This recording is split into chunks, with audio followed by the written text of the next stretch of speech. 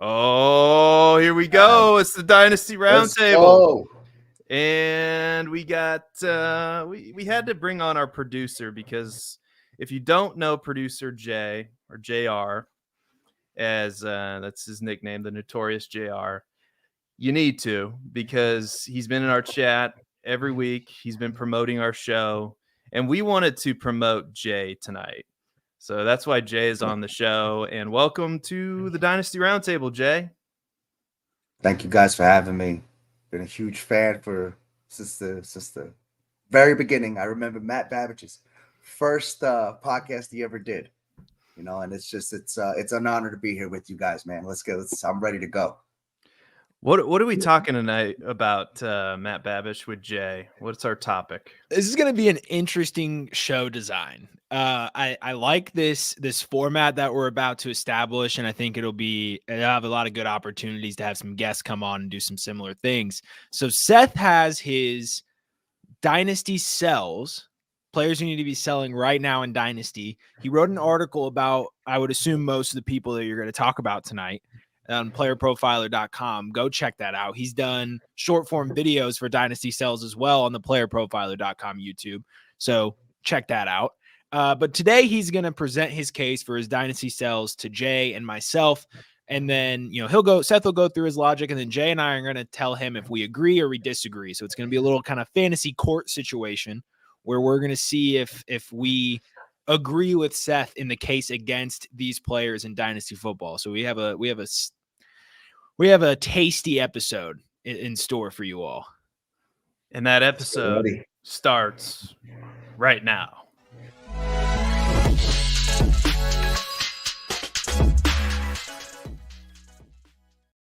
All right, gentlemen, let's get right into it, because I have a feeling this could go long, because I got a lot of players on. Could. It's like the ultimate. I should have retitled it the ultimate sell list, or the ultimate fade list for 2024. And the first player that is on the list is Najee Harris, because Najee Harris is not even their best running back on his own team. And that best running back is Jaylen Warren. I mean, Jaylen Warren outproduced Harris on less carries and bested him in just about every metric we care about when it comes to running backs. Warren outproduced Harris in true yards per carry, targets, yards per touch, juke rate, breakaway run rate.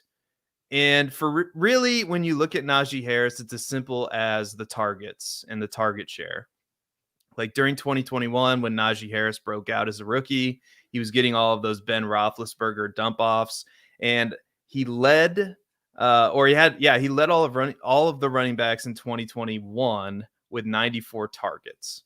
And now this year, he had just 38. And the reason why he only had 38 targets, which is number 33 amongst running backs, was because of Jaylen Warren. Jaylen Warren is getting more targets than Najee Harris. And in fantasy football, especially in those PPR leagues, even in half PPR leagues, that's what we care about, because those receptions and those targets and those opportunities are king amongst running backs. So what do you guys think? I'll kick it off to you, Jay. Is Najee Harris a sell in Dynasty? Oh, absolutely. I couldn't agree more, man. Jaylen Warren is by far and away the more versatile and more capable weapon. But also, I think something to add with Najee right now is that, over the last few weeks, the narrative around him, it's been a little bit more positive than it had been earlier in the season. And so with that being said, I mean, that's a great opportunity to take advantage of, because it's still fresh in people's head that, that perhaps this offense is back. But in reality, man, I just think he's another one of those Bama plotters. And, there's more explosive and more present day NFL running backs available that you can rely on. So you feed off that good narrative, you might be able to cash out. So I'm with you on selling him for sure. Somebody, I don't know who it was, but somebody prominent tweeted, "Oh, Najee Harris, his first 3 seasons in the NFL, over 1,000 yards rushing every season," or something like this. So yeah, you're right. That's why he's on this list, is because the narrative definitely kind of changed, especially towards the back half of the season. Matt Babich, what do you think? Yeah, I'm right on board. I've never been a Najee enthusiast, to say the least. I've been a Jaylen Warren enthusiast for a long time. So this is, but Yeah. Jay made a really good point with the drumbeat being a little bit more positive for Najee Harris as of late. So the last 3 weeks of the regular season, 19th in fantasy points per game for running backs, 14 fantasy points, 78 total yards and a touchdown. Week 17, 122 total yards, 2 touchdowns, 24 fantasy points, 7th among running backs. Week 18, 133 total yards, 1 touchdown, 24 points, 6th among running backs. We got the stretch of Jaylen Warren in the middle of the season where we saw what he could truly do. He started eating to that opportunity share, and then Najee just gets this stretch to end the season. It's the perfect way to give the Najee Harris owner or prospective buyers some hope as you look to trade him away. I have him in a dynasty league where, wasn't bought in on Jaylen Warren yet. I was expecting Najee to, get a similar workload to last year, which in terms of the rushing game, he did. And I sat with I was okay. I can't sell him. Like I can't do anything with Najee Harris right now. And then boom, the end of the season happened. And you get to, we have about, 4 to 5 months really before we start getting to mini camps, getting people back into the building. That's when Jaylen Warren buzz is going to start to hype up again. And so now's the perfect opportunity to cash in on that. When you look at the advanced metrics, as Jay mentioned, Warren is the more versatile back. He's probably the better ball carrier. He's definitely the better receiver. And, Mike Tomlin is being forced to abandon his ways. If he wants to keep running the same offense out there, his time in Pittsburgh is he's not going to get his contract renewed at the end of next season. We'll put it that way. So we're going to see this offense. They're going to try and get a QB. They're going to try and be more offensive heavy, and that's going to be through Jaylen Warren, not Najee Harris. All right. Well, unanimous agreement. So maybe we'll get a little bit disagreement with next. Guilty. The next player, the next player on the list, the ultimate dynasty sells list, is AJ Brown. So the Eagles ended the season. We all know they ended the season in just about the worst way they possibly could. And AJ Brown, if he played as well as he played from weeks 3 to 9, he finished as a top 12 wide receiver 6 times and a top 3 wide receiver 3 times. And during that stretch, Brown was better than Tyreek Hill, better than everybody. He was the wide receiver 1 in all of fantasy. The problem was how he finished the season and how that Eagles offense finished the season from week 11 until the end of the season. He finished as a top 12 wide receiver 1 time. I think it might have been 2 times, but still not very good. He also finished outside of the top 24 in fantasy points per game in all but 2 of those games. And he did suffer a bruised thigh in week 11 against Kansas City, but that shouldn't explain why AJ Brown's production just dropped off. I know they changed the offensive coordinator, so there could be a narrative that, the offense is going to be better with a new offensive coordinator. Also, AJ Brown's about to turn 27 years old, which isn't the end of the world, but he is approaching the age apex. And right now, in most people's rankings, including, not mine, he's a top 5 receiver in Dynasty. So, Matt, we'll kick it off with you. Is AJ Brown a Dynasty sell? I think so. Let's expand and look. So right now I'm on Keep Trade Cut to just kind of get a gauge of receiver value right now in terms of picks. Because if you're selling AJ Brown, you're either in full tank mode, right? You're not looking at winning, right? So you're going to maximize AJ Brown's value while you can get out from under him and get some picks. So on that end of the spectrum, it's about dead even in terms of 2024 early first round pick and AJ Brown in terms of value. So if you're a tanking team, are you taking a 2024 early first in Superflex, or are you taking AJ Brown? You're selling AJ Brown every day of the week, especially if you're a QB needy team. So in that end of the spectrum, he's absolutely a sell. Now, if you're a competing team with AJ Brown as your asset, you're either looking to use him. You're going to be using a piece to either gain a quarterback or leverage up at some other position, because he's AJ Brown. He was still a wide receiver 1 this year, a wide receiver 8 in terms of fantasy points per game. He had nearly 160 targets. And this offense isn't changing drastically. If anything, they're going to get a better offensive coordinator to put AJ Brown in better situations. So next year, AJ Brown is still wide receiver 1 outlook. So if I'm a contending team, I don't know if I'm selling AJ Brown right now, because I feel like there's, like you said, he had the back half of the season where he struggled a bit. The whole Philadelphia Eagles struggled on offense. And so was this an AJ Brown related struggle, or was this an offense that was lost without their offensive coordinator and employing a head coach that does not know how to call an offense? They didn't have an offensive coordinator worth his salt.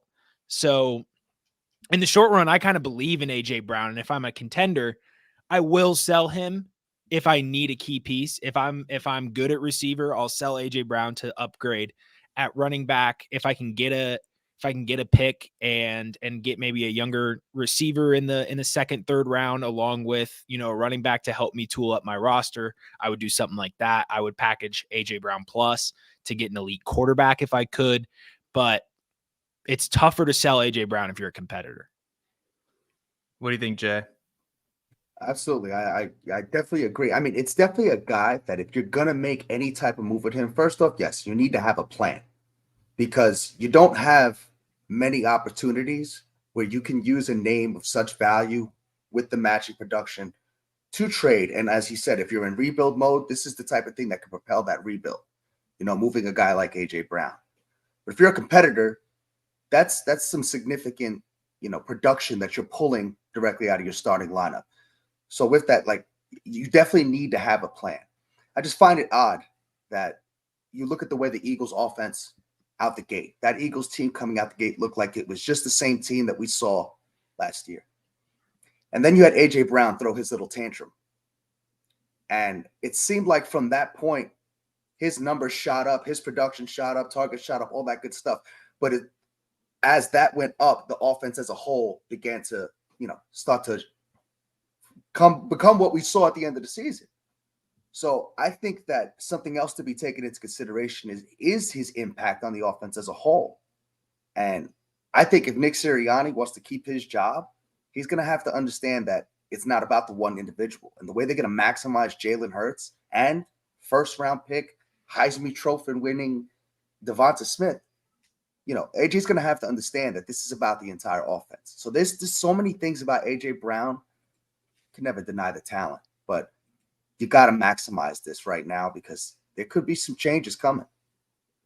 Yeah, that's well said. I remember that tantrum that you speak of. I was watching football with my we all wife. do. It was kind of embarrassing if you think about it. It was embarrassing, but you're right. What did it lead to? They got AJ Brown way more involved, and his numbers did shoot up. But it's kind of that the wide receivers are prima donnas, but you don't see like Justin Jefferson or Jamar Chase. Oh, exactly. They go earn the targets. Yeah, like it's been a while since I've seen a classic full on, tantrum Terrell on the Owens. sideline. Yeah, Mhm. yeah, exactly. So can we pick out the week that this tantrum happened? Because looking at the box scores and his target numbers, I can't do it. Like, there's no. I want to say it was week 4 or 5. Okay, I thought so too, like against Washington or LA or something like that. It couldn't have been Washington, because he put up 100. Washington. He had 175 yards and 2 touchdowns. But even then it was the week prior to that. To start the season, he had 10, 6, 14, 13, 8, 9 targets through the first 6 weeks. So I'm imagining it was week 5 or 6, and then he went back to 15, 8, 9, 4, 9, 13. But he was getting fed to start the season, and I feel like, because he threw the tantrum in the isolated instance, we kind of all were like, well, he's not getting the ball enough. He was getting the ball plenty. Yeah. That's why I never really understood the tantrum. That was the reason. Like, you're the number one target on the offense. Like, Devonta Smith has one game where he gets 10 targets, and AJ Brown's like, no, this is unacceptable. It's about me. Yeah. Exactly. It's just it. God forbid we didn't make sense to me. Yeah, right. Exactly. I mean, it just didn't make sense, and it just seemed more like a spotlight thing. Like the starter was shifting a little bit. He's like, hey, look at me. When the whole time Jalen Hurts was feeding him left and right. There was never a point that justified that tantrum. Yeah, I think, it might. Yeah, it's hard to explain, but we'll move on to the next player. Kenneth Walker's the next player on my list. Kenneth Walker, during draft night 2023, it was one of the most polarizing events that happened. The Seattle Seahawks took Zach Charbonnet, and everybody's wondering how this would affect Kenneth Walker's usage. And to be fair, like, I was one of these people who said, no, Kenneth Walker's a stud. He had one of the best college years ever at Michigan State. However, we did see Zach Charbonnet, while not be efficient, eat into the opportunities a little bit. Walker ranks as the RB9 according to Keep Trade Cut, and after 2 seasons, Walker's never finished higher than the RB16 in fantasy points per game, and doesn't see enough targets. And Charbonnet's there, who's getting targets as well. So Walker's snap share regressed from his rookie year, and I think a lot of that has to do with them using Charbonnet more. So, Jay, is Kenneth Walker a sell in Dynasty? You put up a very good argument, and you bring up a lot of good facts. But for me, when you think about how difficult it is to come by guys that you can look at and say, we have an idea of what his role is going to be, I feel like Walker kind of falls into that in regards to the amount of touches he's going to be seeing. Because at the end of the day, that's what fantasy is about, the opportunities. And we know that even with this major transition that the Seahawks are about to go through, I mean, in reality, with new GMs and new coaches, guys, they're not tied to them. So there's no loyalty. It's solely based on what they're doing and performing. I feel like Ken Walker is just still so talented of a runner, and still at that point where we haven't seen him reach his peak yet. I can remember distinctly us comparing him to Nick Chubb.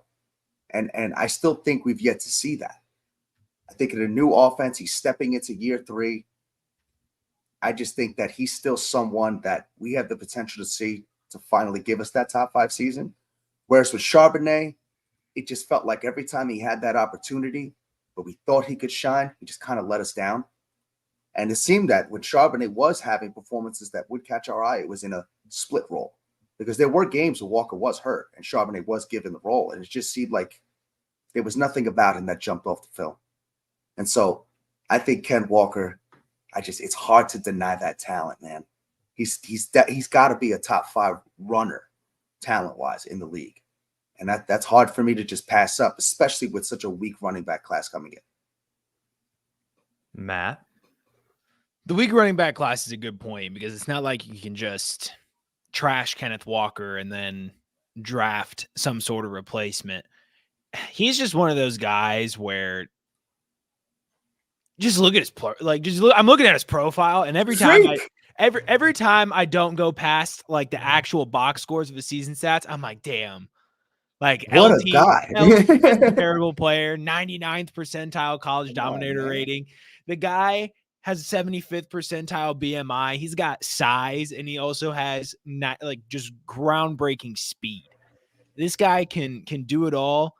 We were told that he couldn't catch passes going into the year, and I think he broke 2 60-plus yard receiving scores last season. And so I do tend to agree with Jay, where I think the best is yet to come with Kenneth Walker.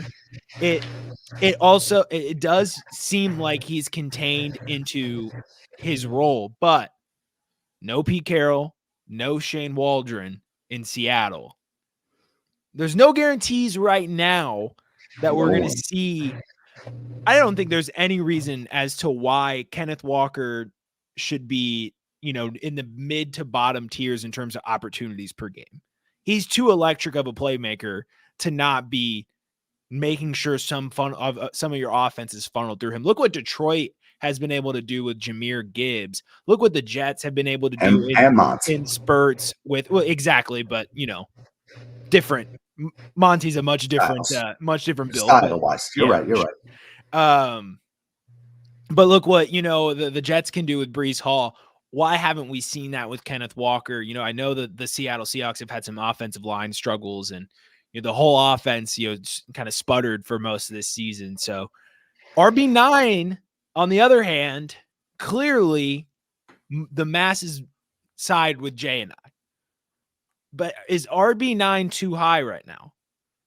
It's interesting. Nothing I feel like is more volatile than keep trade cut RB rankings. Like Kyron Williams comes back, one big game, boom, RB6. Like it all changes so fast. But Kenneth Walker is only 23 years old. He's sitting at RB9. So we go below him. James Cook, Rashad White, Isaiah Pacheco, Saquon Barkley. I feel like he's pretty properly valued when we look at the people who are right underneath him. Maybe Rashad White has a case for a short term, if you're a win now team, maybe putting him above Kenneth Walker. But if I'm a rebuilding team that's already invested in Kenneth Walker, I don't think I'm selling now. Like Jay said, weak running back class. This isn't necessarily the time to sell unless you are trading for another young running back prospect and some capital. But if I'm going to sell Kenneth Walker, I want to sell Kenneth Walker, right? I want to get a first round pick. So unless I'm like wide receiver desperate and RB overloaded, and I want to invest in a Romo Dunes or maybe even a Malik Neighbors, depending on the first round pick that you can secure, that's an option I'll explore. But for the most part, I think I'm going to be holding Kenneth Walker right now. All right, fair. I love Kenneth Walker, like Kenneth Walker's talent as well. If like I was an NFL team, like he would be top of my list as far as running backs I would prefer. My concern is from a fantasy perspective is the targets. Again, a lot's up in the air too with the offensive coordinator going to Chicago. Pete Carroll, they're still looking for a head coach. So good conversation though. We'll move on. This one might not be spicy enough, but I'll present it anyway. And it's Calvin Ridley. And honestly, there's a time to trade players in Dynasty, and the time to trade Calvin Ridley would have been during training camp of last off season. Like, because everybody and like even like some of the high stakes players, which got my attention, like some pretty prominent high stakes players were pushing up the ADP of Calvin Ridley in redraft. And I was like, what am I missing? Us at Player Profile, I think we're pretty unanimous, like against taking Calvin Ridley at the back half of the second round, early third round in redraft, kind of where he was getting pushed up to. And if you took him there, man, it was brutal. But so the time to trade him would have been at the start of training camp last year or at the end of training camp last year, because he steamed up the rankings. And he ultimately disappointed. He was wide receiver 18 overall and wide receiver 27 in fantasy points per game. Ridley just turned 29 and is scheduled to be an unrestricted free agent in 2024. And the likelihood that he winds up with a better quarterback than Trevor Lawrence is slim. But if he does that, I think this is the opportunity. Like if tomorrow, free agency hasn't opened up yet, but let's say free agency opens up and Calvin Ridley signs with Dallas or just think of like Kansas City. Let's just say like Kansas City needs a wide receiver. I really believe like that's going to be an opportunity or a window to sell Calvin Ridley because, like I said, he's 29. This is why you got to stay tapped into the news. So, Matt, is Calvin Ridley a sell in Dynasty? If he goes to KC, I'll tell you right now I'm buying. I'll tell you right now. Okay. He got a year under his belt. We all knew we were talking. You and I talked at length about why we're fading Calvin Ridley. And part of that was because this guy is not just going to step back on the field and all of a sudden be an alpha target earner in this offense. And I think my favorite take of my own of 2023 was Christian Kirk over Calvin Ridley. And the Calvin Ridley truthers are lucky that Christian Kirk got hurt. Because I was at the point where I was going to be relentless, just tweeting about Christian Kirk and Calvin Ridley all the time. But he's wide receiver 40 right now. It's about the point where you can get him for a mid 2024 second. So if I'm a competing team and he goes to any good offense, even if he stays in Jacksonville, I'm down to throw a 2024 mid second at Calvin Ridley and see what shakes, because he did have those boom weeks. he does have a year and a half ish of no tread on the tires. So he is going to be 30, but he just got his regular 30. Yeah, I mean, and it's tough to come back that quickly from that long of a period. So gets the season under his belt, especially if he's gonna be playing with Pat Mahomes. I'll have offers in the inbox if he gets with Pat Mahomes. If rumors even start swirling, I'll send a mid-second out for Calvin Ridley, because you just know this is how things shake out for us, Seth. We spend an offseason victory lapping Calvin Ridley, and then he's going to sign with KC and be a world beater. And it's going to be when his ADP gets pushed to round 5 and 6, because I feel like that's just how this league ends up happening. Guy who gets pushed up to the 3rd round stinks. Next year's ADP is 5th through 7th round, and he becomes a league winner somehow. This just, the fantasy world is Adam Thielen. Place, but Adam Thielen. So I'm not necessarily selling. If I'm a rebuilding team, yeah, I'm selling. But I'm going to be keeping my eyes out on Calvin Ridley for competing teams. Jay, what do you think, man? It's not fair, because you throw a monkey wrench in as soon as you start bringing up the possibility of him playing with a guy like Mahomes, because we already know that Mahomes elevates guys to an extent. And this is from a Chiefs fan, because we're still waiting on Sky Moore to show us something, right? So though Calvin Ridley, look, man, he's the typical Alabama beta. And again, if he falls into the right spot and is utilized in a specific type of role, sure. But to bank on him in your starting lineup, I think you're taking a big risk when thinking about, you said a mid-second round pick. If I had a shot with a mid-second, the way mock drafts are looking right now, you could be looking at a guy like Keon Coleman or Xavier Worthy. And if I'm in that position, I'm taking those guys over Calvin Ridley right now. I've never been a big Calvin Ridley guy. The Mahomes thing is not a fair situation, though. It's just one of those things. Yeah. I mean, if we start thinking about ideal landing spots, sure. I mean, what if he went to Buffalo? I mean, that'd be a good spot for him, But still, I just think with him, there's just this cap. Because as Matt said, when Kirk went down, you had this side of people who were like, watch now. People are going to eat their words, saying that this guy, was supposed to be a bust because Kirk is better. And again, what did he act? I mean, he put up some numbers, but again, it was he didn't have a league winning week. He didn't put up like numbers that just blew you away. I'd still take Kirk over him. If you're buying on him, good luck.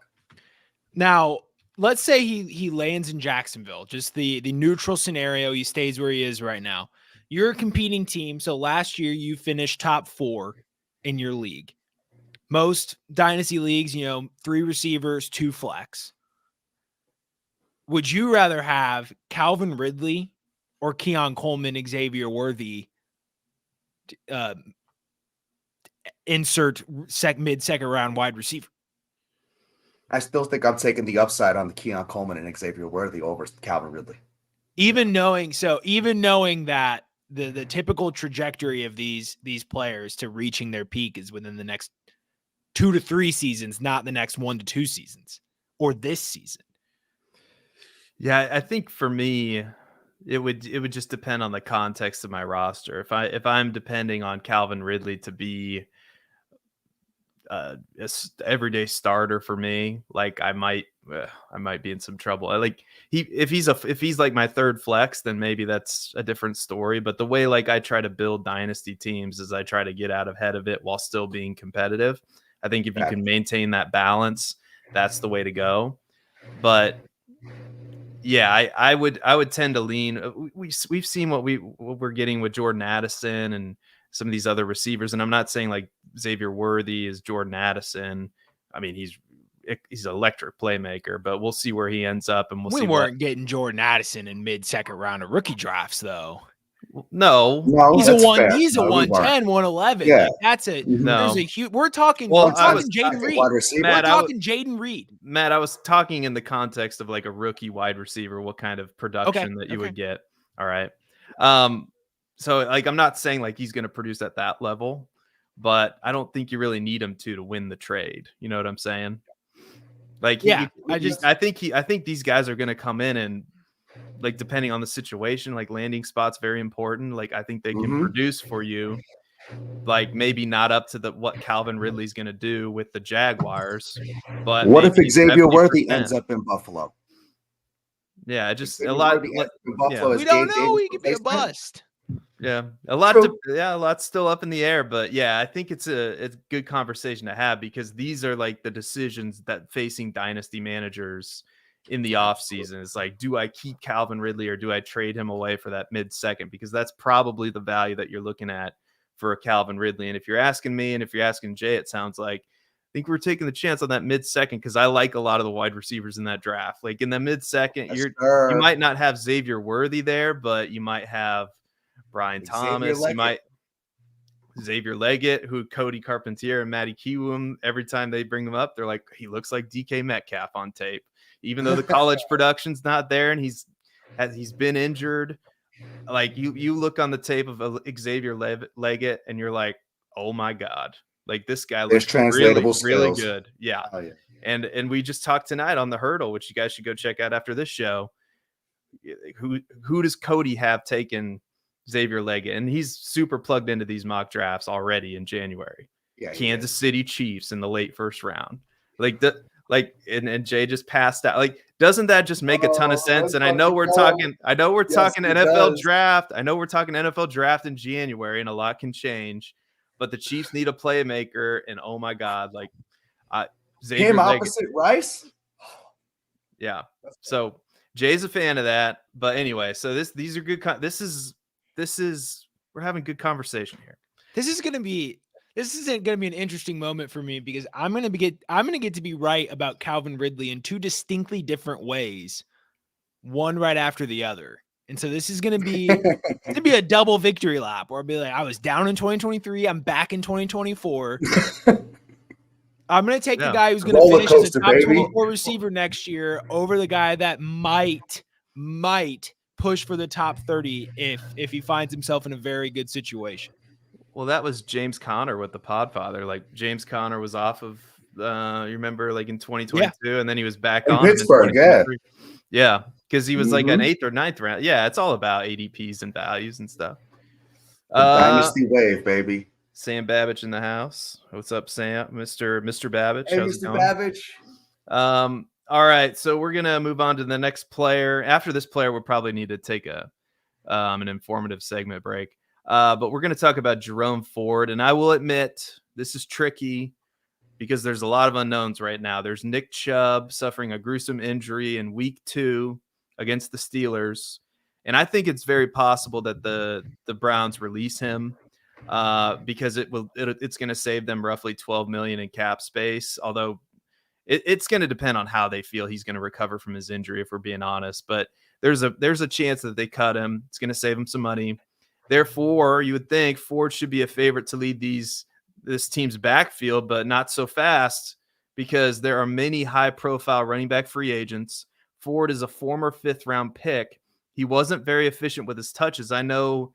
If you picked him up off the waiver wire in your redraft league, he probably really helped you out. But he ranked number 52 in true yards per carry, number 35 in yards per touch, number 40 in juke rate, number 29 in breakaway run rate amongst running backs. Ford is another running back who's going to have to dodge the NFL draft. I know it's not a good draft class, but there's going to be like Bucky Irving looks okay, Braylon Allen. There's some running backs in there. There are simply too many scenarios where Ford loses opportunities and therefore value in 2024. Jay, is Jerome Ford a sell in Dynasty? This is a tough one for me, because when you look at the athleticism, the speed score, it's there. There are things there. And there were moments throughout the season that, again, it was, you felt like there's definitely NFL talent and ability there. The Nick Chubb situation does concern me as to whether he's going to come back, and when he does come back, and if he comes back healthy, obviously that's going to affect how Ford is used. But what happens if it does turn into a situation like it was where it was Chubb and Hunt, and it's a real balanced approach now with Chubb and Ford? That could work. And you're talking about a team, I believe, that was top 5 in rush attempts this past season, and that's Cleveland. That's Stefanski's offense. They're going to run the ball. So I think opportunity could still be there. But I think the biggest factor for me is that I think with the way Cleveland is putting together this winning team and considering how they've built it and who they have to pay, it may be better suited for them to, as you said, you cut Nick Chubb. Keeping Jerome Ford is still a very cheap option. A fifth-round running back, he's not getting paid big bucks, but you're getting production from him. And I believe they had a 29-year-old Kareem Hunt come in, and they were able to make that offense run with sleepy Joe Flacco. So I think he's a hold for me, simply because he's in an offense that we know is going to run the ball. And I think that build matters. And they're kind of cash-strapped after overpaying for Deshaun Watson. So I think I'm holding on to Jerome Ford, to be quite honest with you. RBs are hard to come by. Matt, what do you think? This is a tough one. I'll say that I am probably going to be selling because, again, we think about, we try and take things a step further here instead of on the surface level, like RB33, you buy and or sell, right? Like what Jay was talking about, we try and contextualize things and think about the different scenarios when Nick Chubb staying, Nick Chubb going. But to kind of theorize the rosters that have Jerome Ford, right? They're probably rosters where if you're in more shallow leagues, then he was a waiver wire pickup. If you're in deeper leagues, he was a guy you were stashing, getting no value out of. Maybe you picked him up for dirt cheap off of somebody else's roster. Now he's worth a late second-round pick. So this is where, it just all kind of depends on where your team's going, right? If you're sitting with two boom bust older running backs who, you're going to have to build up an RB room, he's still in a good situation right now where, like Seth said, like there is a real chance that Nick Chubb is a cap casualty on the Cleveland Browns, and maybe he comes back on a discount. Maybe he doesn't. Who knows when he's going to be fully recovered from this knee injury. There's too many question marks right now with Nick Chubb's future with the Cleveland Browns for me to move off of Jerome Ford that much because of that. And then again, Jay with the great point where even if Nick Chubb does come back and it's a fully healthy scenario, like, are they going to be giving Nick Chubb bell cow touches after all this happened? No. Tony Pollard on a tibia fracture, like just, a tibia fracture, not a completely tearing your knee apart. It took him probably 3/4 of the season before he started looking like he had that burst back in 2022. So, I'm willing to hold on Jerome Ford unless I am already an RB wealthy team. And in that case, I'm selling them. I'm selling them for what I can get and continuing to retool my roster otherwise, because when you are, that lucky to be RB rich and have a guy like Jerome Ford, you have the luxury to sell them and continue to retool your roster in other ways. Very well said, you guys. Very well said. He got me because I'm a pick whore, and so when he started saying mid-second round for Jerome Ford, yeah, I think if it was mid-second, I'd do that in a heartbeat. I think it's probably like if you're playing in some of these like more of a sharper league, like it's probably more like late second, early third. I think it would be fair. Just given this rookie class, but running back, the chances of you finding a running back in this with that pick is a little bit, it's not as likely this year, if that's it's crazy how the running back positions change so much to the point where it's not even necessarily determination of like talent anymore. It seriously comes down to opportunity and location, because there's probably more talented running backs out there for sure, but are they going to get the shot? Yeah. That's true for a lot of positions too. Well, we're gonna take a quick break. We're gonna hear from Underdog and the Podfather, but after we come back, I think I've got a player that's probably gonna maybe hopefully not make a lot of people dislike this video. I don't know. Like, dynasty sells is always a tricky topic to cover because you talk about somebody's favorite player and they're like, oh, we don't like this, It's but anyway, we'll see. It's also kind of a fun topic to talk about. But after the break, we'll have more dynasty sells for you, more analysis from the guys. So stick around after this break. That like button. And hit the like button. It has been 2 years since Josh Larkey paved the way for fantasy gamers to start expecting positive returns from pick'em games, specifically underdog pick'ems. And how do you do it? Well, you look at the slate and you find a great shootout or a sneaky shootout. You also look for a shit show game. 3, 4, 5, 6 guys in one game. That's right. You can do it. You can do it. And you can 100x your payout on Underdog. Think about week 1. Jets-Bills was a shit show. Did we see the Aaron Rodgers injury coming? No, but we knew the Jets have a good defense. We knew the Bills have a good defense. Why not expect the worst? And the worst is what we got. So if you had gone Dalvin Cook less than, Garrett Wilson less than, Aaron Rodgers less than, Josh Allen less than, Gabriel Davis less than, boom, boom, boom, boom, boom, boom, boom, you can go 6 for 6. Same thing in week 2. Oh, week 2. Oh, sneaky shootout there in Philadelphia. Minnesota's going to be in comeback mode, so we'll go Cousins, Jefferson, Hawkinson, more than, Madison, less than, but also Swift, more than. Boom, boom, boom, boom, boom, boom, boom, boom. That's how you do it with the Underdog Pick'ems, and you use promo code Underworld to get a 100% instant deposit match up to $100. You put in $100, Underdog matches that deposit up to $100 with promo code Underworld. Go start picking. Promo code Underworld. Go start picking. And there's another show that you should check out. It's moving back to Sunday nights. It's called the Dynasty Warzone with Memphis Young. You got to check that out if you like Dynasty. If you're into it, they just dropped an episode. I think was it yesterday because they're still on their old schedule. I don't know what they're doing, but they dropped an episode yesterday, maybe because they had a schedule conflict. But it was really good. You got to go check it out. I think it was Dynasty Trades or something. I think Dynasty Trades or Dynasty something involving Dynasty Trades. I know. So go check that out. The chat, feel free to weigh in on these dynasty sells. Tell me if you agree or disagree. We'd love to hear from you. We've got Julia Barr in the chat. Calvin Ridley is Rashi Rice's dad. Yeah, whatever. It's time to sell. Najee Harris was after Najee Harris's rookie year. That's true, David. If you did that, you're a genius. And we have Anthony in the chat. What up, Anthony? RB is availability and opportunity. Good, just like Jay was saying. So the next player on the list. All right. And I have like 20 players on this. There's no way we're getting through. Hey, it was a juicy list, man. You did really well with that. That's impressive. I appreciate it. I try to keep it juicy and honest, That's all I can do. And if I don't know, we could probably tag that and clip it for some purpose. Got you. Can we do a quote tweet with that one? Like Seth Diewold. Got you. That should be the new title. Keeping it juicy and honest. That's right. That should be my new my new description in my Twitter handle. Cooper Kupp. It pains me to say it because Cooper Kupp's like one of my favorite players in the NFL. But Cooper Kupp, he's still a really good player when he's healthy. Unfortunately, he's battled injuries over the past few seasons, and his production has gone down. As long as Stafford's the quarterback, I think Kupp's still going to be a productive player.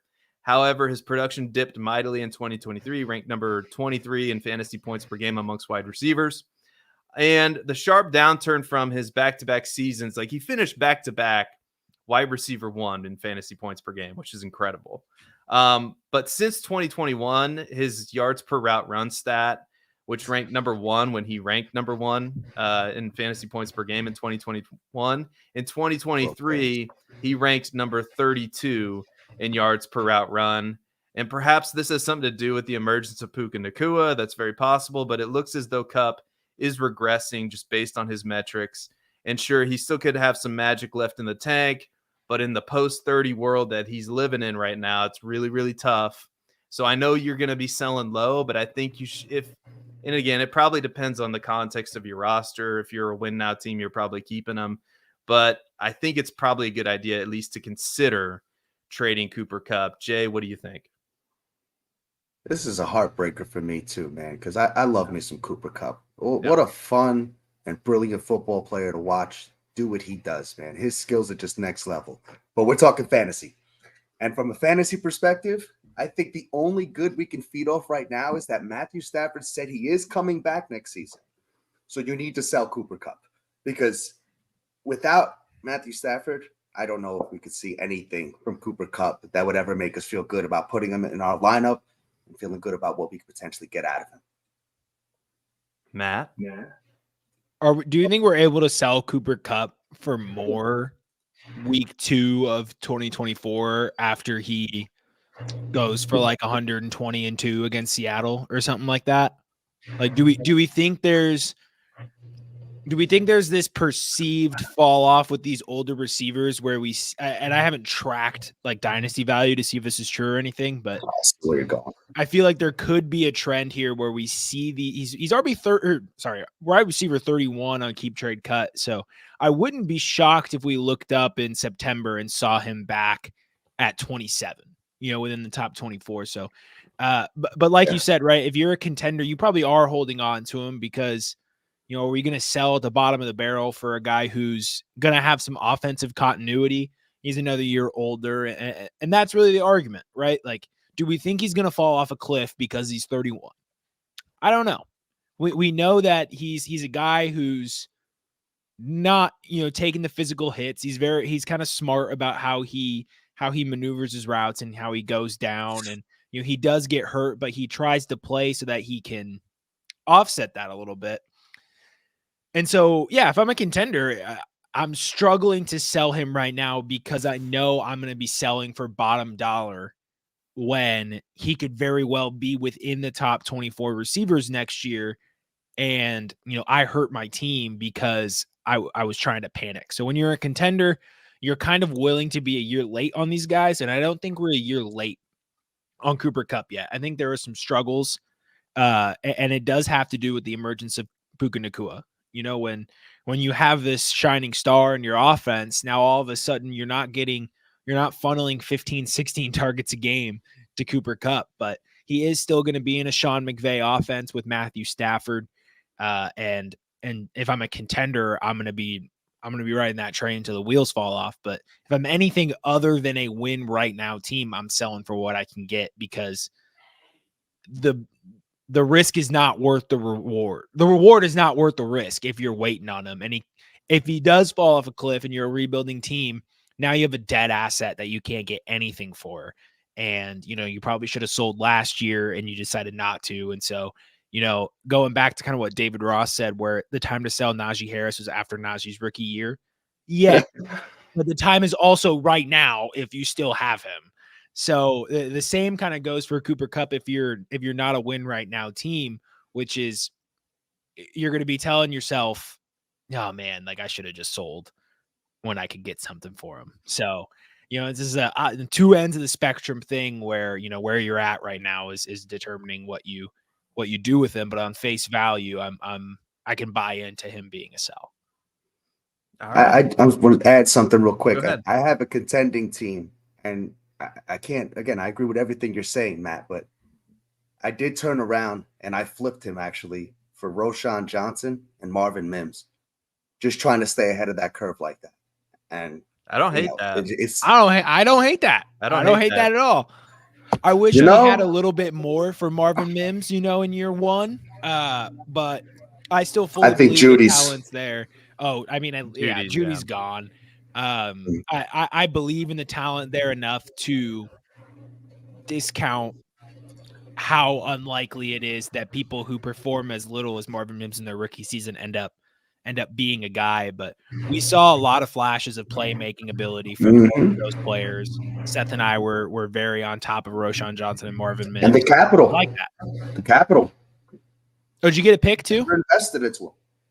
You're talking about the draft capital in those players. I see what you mean. Yep. Yeah, they traded up for Marvin Mims. That's Sean. That's one of the more perplexing things, like that he traded up for him and then barely used them in an offense that was kind of struggling there. Like they were trying to season to learn the offense. Yeah. There you go. Trying to get value out of Jerry Jeudy is what it seemed like based on the trade deadline talk. Mm-hmm. Ooh, yeah. They still might. Yeah, we'll see.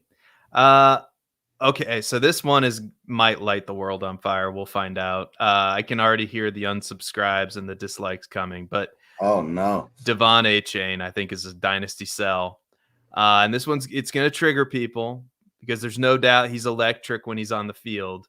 He was the RB. He has RB1 overall upside any given week where he's on the field because he breakaway runs like we're going to talk about here. However, I think he's going to be a part-time player going forward out of necessity because of his size. Because this season he ranked number 41 in weighted opportunities. Luckily for him, he ranked number 1 in true yards per carry and number 1 in breakaway run rate. So I'm fading a runaway breakaway run rate machine here. A-Chain's efficiency propelled him to be the RB5 in fantasy points per game. However, he only played in 11 games, and this year there's going to be no discount on A-Chain. In fact, he ranks as the RB7 according to Keep Trade Cut, and that is very, very pricey. At that price, you could get Pacheco plus, Rachaad White plus, or multiple rookie picks, maybe multiple first-round picks, maybe. It's a risky move, because A-Chain could ascend as high as RB1 overall in Dynasty. There's a world where it happens, but I think it's smart to cash out now. What do you think, Matt Babich? Yeah, I'm going to agree with you. We saw him come into the league, and this is a guy in Mike McDaniel who's capable of getting the most out of Raheem Mostert and Jeff Wilson as well. So that's really tough, because if those guys are able to come in, and no disrespect to Mostert or Jeff Wilson, but these are easily replaceable assets. And A-Chain himself, third round pick, they can draft a guy in the 5th round to complement right now. Braylon Allen. There you go. That'd be something. But 2 games all season above 15 carries, 4 games all season above 10 carries. RB fantasy production is purely driven off of opportunity. It's purely opportunity based.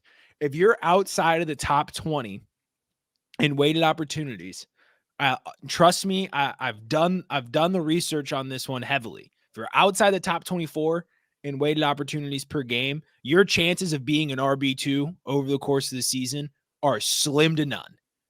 Slim to none. So you need to be in that threshold of running backs if you're going to be an elite asset. If you're going to be ranked at RB7, you got to be within the top 20, at least in weighted opportunity, for me to buy into efficiency ceiling. And that's all A-Chain has right now, is efficiency ceiling. If he's going to be getting 10, barely 11 weighted opportunities per game next season, that's going to put him closer to 30 than 20. And, you're going to have to bet on this world-beating efficiency again for him to make up this value. And this feels like one of the players where I'm going to fade and I'm going to be hilariously wrong, but I'm going to be willing to make that mistake just because of past production and where it comes from. Yeah, this is a fantasy receipts waiting to happen right here. Like, you know what I mean? Like, because this could be terribly, like, I'll admit right at the start, like, this, I could be horribly wrong. Like, this could be Chris Johnson. This could be like that he's, no doubt he's electric. I'm not saying he's not, but Matt, you said something that triggered that sparked a memory in my head, because when I was doing my research on Devon A-Chain, he barely finished as an RB2 overall. He finished as RB24, and that just goes to show like what you're talking about. He finished 41 in weighted opportunities. He barely finishes as a RB2 overall, and I know that has to do with he missed games. I get it, but that's a part of this evaluation. He likely is going to need somebody to keep to be in the backfield with him, to take those in between the tackles carries, like a David Montgomery, like with Detroit, like that would be very good for him. And if you told me that he gets a David Montgomery like player, I don't know if it's Braylon Allen in the draft or somebody in free agency that can help him stay healthy, that can take those carries that, let's be honest, we don't want our fantasy running backs taking anyway, like in between the 20s, like then I'm more bullish on Devon A-Chain. I just don't know how they're going to utilize him. And I'm just looking at what I've seen this year and I go, God, RB7's real high. So Jay, what do you think, man? I mean, just because I don't want to sound like a hypocrite, because we started off with Ken Walker and I was talking about running back talent. Look, Devon Achane's got running back talent. The kid is talented at what he does. But again, it comes down to opportunity. And I think that when you look at Miami and Mike McDaniel as a coach, this is a smart man. And he knows that he's best utilized in a specific way. And he's not going to run this kid into the ground, because there were other opportunities where he could have been utilizing him, where they deferred to Jeff Wilson, where they deferred to Raheem Mostert. You know, it's situational. And when you're sitting here telling me that he's up to RB7, man, that's a lotto ticket to me, because what you could potentially get, the amount of pieces that you could get back for something like that. I mean, I know how Matt said that he could look back and really regret this one, but if the right pieces fall into place you get 2-3 pieces for a kid like this, it's hard to argue that. Fine. He may end up continuously being a top 15 back. Sure. But for that price, no, I'm out, man. I gotta sell. I'm with you guys on this one for sure.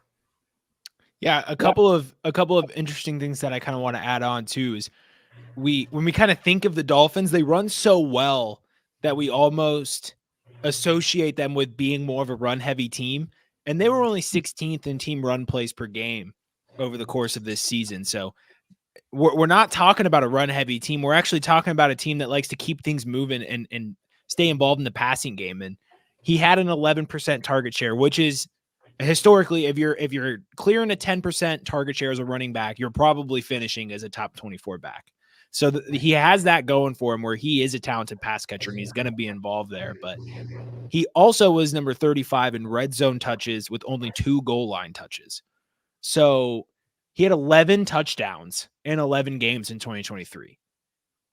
That's a pretty nuts touchdown rate. Like, we got to expect. Didn't he have like 4 in one game though? Yes. In that the Denver game where they scored like 70 points. Everybody scored a touchdown that game. Yeah. So that's something we have to expect to take a step backwards. And Raheem Mostert, and then on the other end, Raheem Mostert had like 12 touchdowns from the 1 yard line. So there's a lot to pick apart in this situation, which makes it a really interesting predicament here. But with the hype around his name right now, you can get a lot of pieces for Devon Achane right now. Yes. So we're all nice all in foundational agreement. Pieces. Absolutely. Yeah. No, like RB7? I genuinely think like there are people, and like somebody will be so enamored with them. I think you could get multiple. Like, I think there's a world where you can get 2 firsts for them. I really do. Yes. Like and if that, like, there are trades that pop up in your inbox and you can't, like, you have to look at it twice to make sure it's real. And then you're like, did I really get this? And then, you can't accept it fast enough. And that would be one of those for me. And you pull a muscle from accepting it so fast. I'm getting old, Jay. So that might actually happen someday. Hey, I'm up there with you, man. So we have a couple more players, and then maybe we'll go rapid fire with some of these other ones. We'll see. But Matt and I are going to debate on this one for sure, because we debated last night about this player when we were doing our wide receiver rankings, and that's Deebo Samuel. And Deebo Samuel, out of all the weapons on the 49ers, he's the one that scares me the most. Not because he's not an electric playmaker. He is, especially after the catch. In 2023, Samuel ranked as the wide receiver 9 in yards after the catch. He's always been good with the ball in his hands. He's the wide receiver 12 in fantasy points per game, the wide receiver 15 overall in fantasy football. But the problem for Samuel is that his fantasy upside is directly tied to his yards after the catch ability, because he ranks wide receiver number 5 in unrealized air yards, wide receiver number 92 in ADOT, average depth of target. So their game plan, and it's smart, is to get him the ball, get him in space. Nobody can blame them for that. But the problem is that he's 28 years old. He gets injured a lot. And I could see that once his athleticism starts regressing, I think his fantasy production is really going to hit a wall fast, because once he can't do the things that he used to do after the catch, like he doesn't really win down the field. Not anymore. Like, so I think it's best to put him on the trade block. What do you think, Jay? Yeah, I'm with you on this one too, man. And besides everything that you already said, I mean, it's about Brandon Ayuk. This kid seems to take leaps every year in different things that you watch, and he's become such a technician as a route runner that it's better for the offense to go through him. And those type of with these coaches, with the Shanahan and the Shanahan tree, these guys are all masters of creating situational football to create opportunities to maximize guys' skill sets. So I think with a guy like Debo, who was given a long-term contract, I think there was a vision and a plan for him. I don't think the plan was to build and run the offense around him because they went and got Christian McCaffrey as well. So when you talk about opportunity, the depth on that team, just how that offense runs as a whole, nah, man. Debo's a hell of an NFL player, but for fantasy purposes, I think it's kind of been past time to sell, to me at least. You guys done? Yeah, we're done. You guys done? Here we go. Let's go. The floor is yours. Go ahead. I think you should sell Debo. What? Let's go, baby. We got him onto the dark side, man. We brought him over to the I dark side. don't know if you caught it. I kind of leaned over and kind of laughed a few minutes ago because for the first time, I didn't necessarily do this while I was putting together my rankings. It was once I got to the end of the top 25 and I kind of saw Debo, it was a little bit of gut feel, like, within the next 2 seasons, he could still be a wide receiver too. And then I go and I see he's valued right next to a 2024 late first. And my first thought was, oh yeah, selling. Wow. I pictured myself getting an offer in my inbox for a late first this year for Debo Samuel. And I thought about how quickly I would hit accept. So those shoulder muscle, man. I've completely moved, and I've been a Brandon Ayuk proponent since 2020. I mean, going into the draft process, I loved Brandon Ayuk. So you don't have to convince me to be on his train. And like Jay said, with Shanahan, is Shanahan going to try and scheme a guy who's going to be open 10 to 12 yards downfield?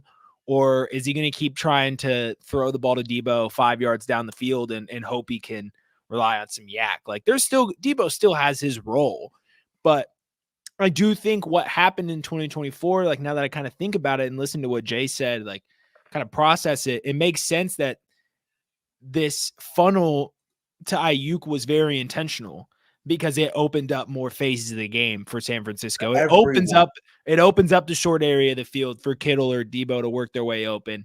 It provides space for a check down in McCaffrey and being able to have that downfield threat.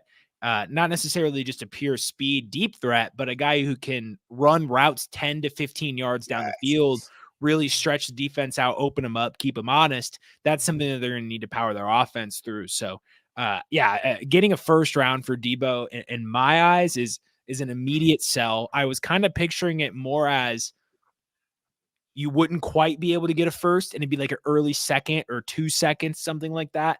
And that's where I was willing to hold on to Debo. But if I can get a first or even an early second and a second next year, I think I can swing myself for that as well. So yeah, you guys have convinced me. I've taken my time to think about it, and it's time to sell Debo Samuel. So I can't believe we swung him, Jay. So instead of, I think my last player's, we can talk about my last player if we want to, but I think this comment's interesting. DJ Moore, I assume that's who he means by DJM. What do you guys think? Is DJ Moore a sell high in Dynasty? No. That's my answer too. I think it's no, because I think he gets a quarterback upgrade in Caleb Williams, and it's no shot against Justin Fields, but I've been pretty dialed in on Caleb Williams tape. I was watching some last night, and it's just like, you don't want to say Mahomes because that's not fair. But he's pretty special, man. Like he's pretty, like,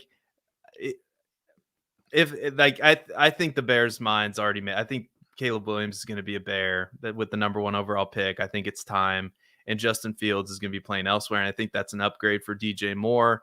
And if they bring in another wide receiver, which they could at number 9, because they pick at number 9 too, I think that could help DJ Moore too, in a more pass-centric 2024 version of the offense that we as Chicago Bear fans have been dying to see in Chicago. Like we're done with this, and it's nothing against this style of football, but running and playing defense is not the way you win in the NFL anymore. So I think how you make money. That the transition to Caleb Williams is going to help DJ Moore. And I think, and this, I don't know if this is bold or not, I think there's a real possibility DJ Moore is a first-round redraft pick in 2024. If I have the 101 in Superflex drafts this year, I'm seeing how I can get it done and get DJ Moore on my roster. I mean, I agree. Yeah, DJ Moore, you can't sell him right now. Wait. Did you just say that you would trade the 101 in a No. Okay. If I'm staring down the barrel of taking Caleb Williams on my dynasty roster, I'm seeing if I can figure out a way to get DJ Moore on my roster. Like obviously DJ Moore is going right. Stack he is a first round pick. So I'm having to give up. This is likely a situation where I'm trying to leverage a player plus potentially like 2 seconds, like a player in 2 seconds, maybe for DJ Moore to try and get that stack. I'd do some more thinking, but like obviously you'd have to, if I have multiple first round picks and I have the 101, I'll try and ship one for DJ Moore. But in more situations than not, for me, DJ Moore's a buy rather than a sell. Yeah, there's such absolutely. There's such things as buy highs, and this season with Justin Fields, this was the best season of his career, and I think like there's more to come. I know he's going to be 27, but the arrow is pointing up for DJ Moore. And they gave him an extension as soon as they traded for him. This offense is more committed to be built around him moving forward than it ever was to be built around Justin Fields. Mm-hmm. Yep. Ooh. Yeah, because that's a whole thing with Bears fans is like, did the Bears really? Yeah, sure, they traded the number 1 overall pick and got a haul, which included DJ Moore, but did they really go out of their way? I mean, they signed a few linebackers, they drafted a right tackle, but did they go out of their way to really set Justin Fields up and go all in on him? And the answer was no, because you had a massive hole at center. You still do. You get Braxton Jones at left tackle, who's a 5th round pick. I mean, it's a fair argument. Like there's a lot of speculation in Bears land. Was the decision made even sooner? Again, tinfoil hat stuff. But anyway, that's a good point though. I think that's a good point. All right. Should we do, we're already over, but we'll do like rapid fire with like 5 names. Okay. So it has to be rapid fire, Matt. You can't go on a soliloquy like Shakespearean style. Okay? Like it has to be are you buy, sell, or hold? Y'all know where I'm sitting, but Brian Robinson, I think he's a sell. Is he a buy, sell, or hold for you guys, Matt?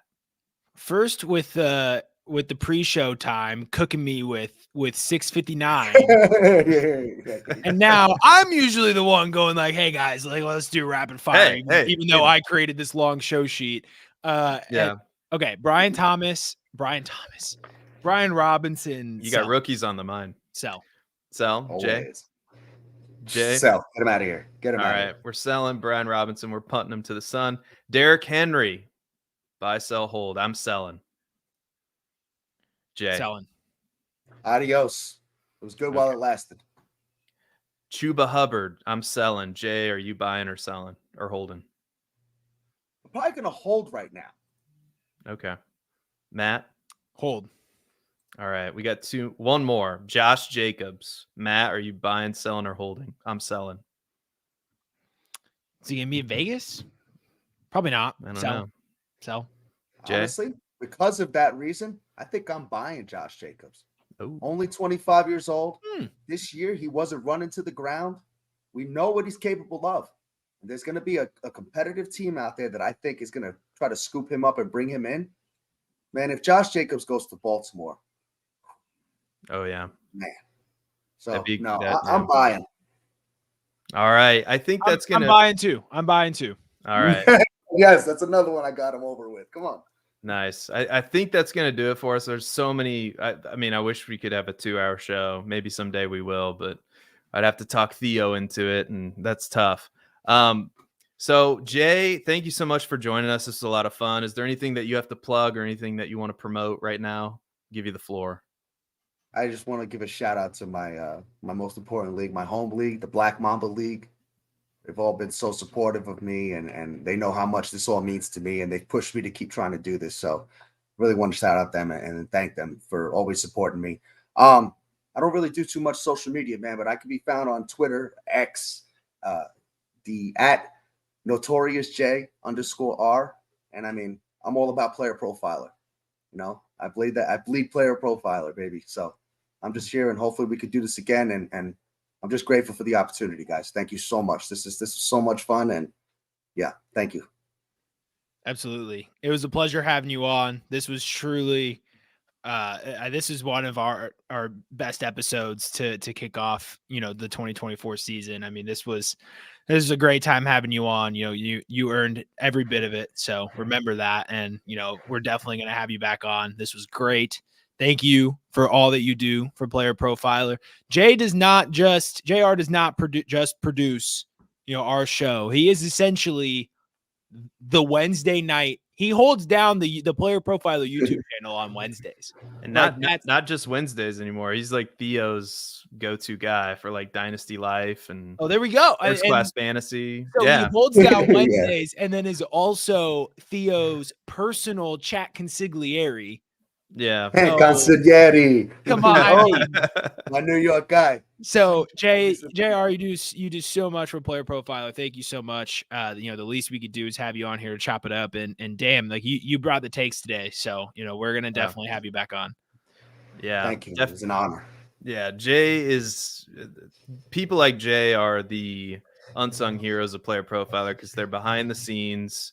So whenever we get an opportunity to put the spotlight on people like Jay, which is the ultimate premise of this show, was to do that because there are so many people behind the scenes at Player Profiler, writers, producers that deserve more attention. And like that was one of the reasons why I started this show in the first place, because I looked around, I was like, you have so many incredible people, writing, producing, that deserve their day in the sun, and they want to do this ultimately. So why not give them an opportunity? And that's one of my things that, that's one of the driving forces behind this show. So to come back to what it was, the premise or the idea for this show. And yeah, we've had on like Alan Seslowski and the Podfather, and like when we get superstar guests, like we'll have those too. But these are some of my favorite episodes because more times than not, when we put the spotlight on somebody, they shine. And it's like, you shine tonight, man. So tip my cap to you, and we'll definitely have you back on again. Matt, that's right. Go Chiefs. And Matt Babich, do you have anything to promote before we get out of here? More articles to playerprofiler.com coming soon, so just stay tuned. Yeah, go check Player out Profiler, baby. Let's go. That's right. And we have a new one thing I will promote tonight is the Player Profiler /fantasy site is something you need to check out. And I might actually bring it up here and show everybody. If you don't already know, it's a relatively new thing. And I'll go ahead and share my screen, and we'll do this. We'll do this right here, if I can figure out the technology. So as you can see, I'm not just doing this because my article's featured, okay? I'm not just doing that. I wouldn't want you to, go to this site just to read my article. There's all kinds of cool stuff on Player Profiler /fantasy. You can see the latest videos. You can see the featured article there. You can see the recent news. The guys on the news desk do a fantastic job. And then you see all the articles down here. You see Theo Greminger's rookie rankings, top 10 rookie running back rankings.